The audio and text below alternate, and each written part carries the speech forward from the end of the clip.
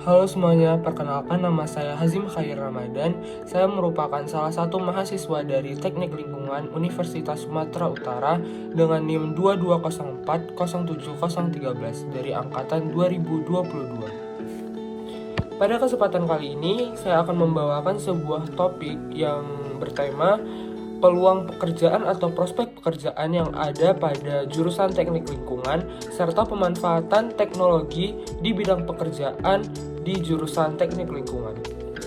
Sebelum masuk ke pembahasan inti, teman-teman tahu nggak sih apa itu teknik lingkungan?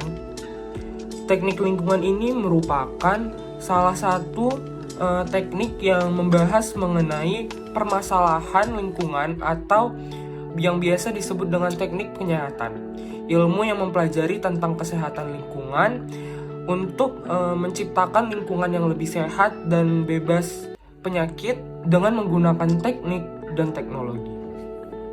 Selanjutnya kita masuk ke topik pembahasan, yaitu mengenai prospek atau peluang kerja lulusan teknik lingkungan. Nah, apa sih prospek kerja dari lulusan teknik lingkungan? Untuk prospek kerja lulusan teknik lingkungan ini sangat banyak peluang dan juga jenis-jenis profesi atau pekerjaan dari lulusan teknik lingkungan dengan berbagai macam skill yang dibutuhkan dari berbagai macam profesi tersebut. Dengan semakin populernya praktek eco-green membuat pekerja atau kerja lulusan teknik lingkungan memiliki peluang pekerjaan lebih tinggi. Nah, seorang lulusan teknik lingkungan biasanya bekerja di bidang pertambangan, minyak, bidang petrokimia, dan lain sebagainya. Nah, untuk contoh perusahaannya apa saja sih?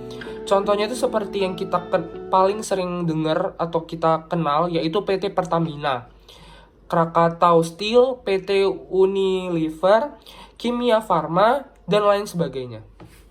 Yang pertama yaitu konsultan lingkungan atau environmental consultant. Nah, pekerjaan ini paling umum sering didengar oleh lulusan dari teknik lingkungan. Karena profesi ini merupakan profesi salah satu favorit dari lulusan-lulusan mahasiswa teknik lingkungan. Dalam proses pembangunan atau proyek lainnya, di sini membahas mengenai banyaknya dokumen-dokumen pengamatan lingkungan dan dokumen AMDAL atau analisis mengenai dampak lingkungan. Nah, di sini bekerja menyusun dokumen dan menganalisis data.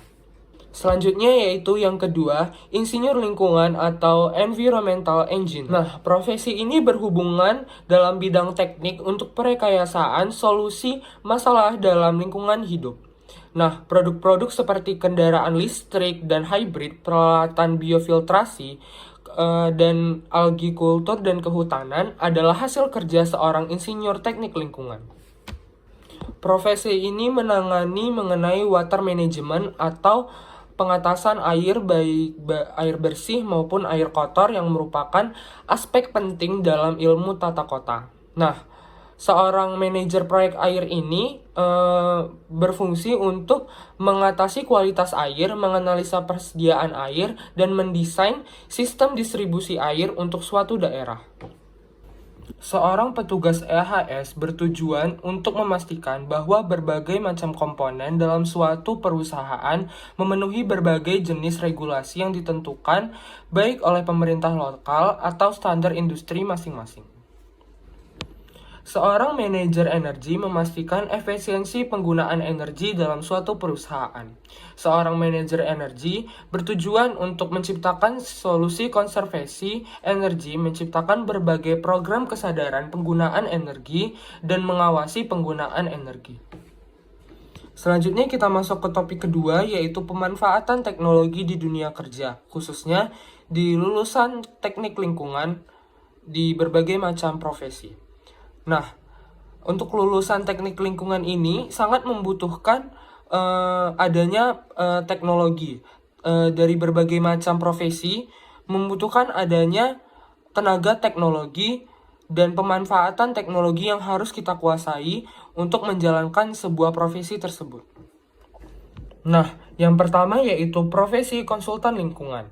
Skill yang dibutuhkan oleh sebuah konsultan lingkungan yaitu menganalisis data, mengolah data, kemampuan riset, dan kemampuan menjanjikan presentasi yang mudah dicerna. Nah, skill-skill tersebut itu membutuhkan keahlian dalam teknologi. Contohnya dalam kemampuan meriset data, yaitu menggunakan Microsoft Excel, keahlian dalam membuat laporan, keahlian dalam membuat Microsoft PowerPoint presentasi yang lebih menarik dilihat. Nah, selanjutnya yaitu insinyur lingkungan. Di insinyur lingkungan ini membutuhkan skill kemampuan berpikir kreatif dalam proses pekerjaan, yaitu dalam mendesain sebuah produk dan kemampuan bekerja tim yang terdiri dari banyak skill dalam penggunaan teknologi, yaitu diantaranya penggunaan Computer Assisted Design atau CAD, karena jenis software yang umum digunakan dalam proses pembuatan desain. Selanjutnya yaitu manajer energi. Nah, skill yang dibutuhkan oleh seorang manajer energi yaitu pembuatan laporan audit yang sesuai dengan regulasi pemerintah.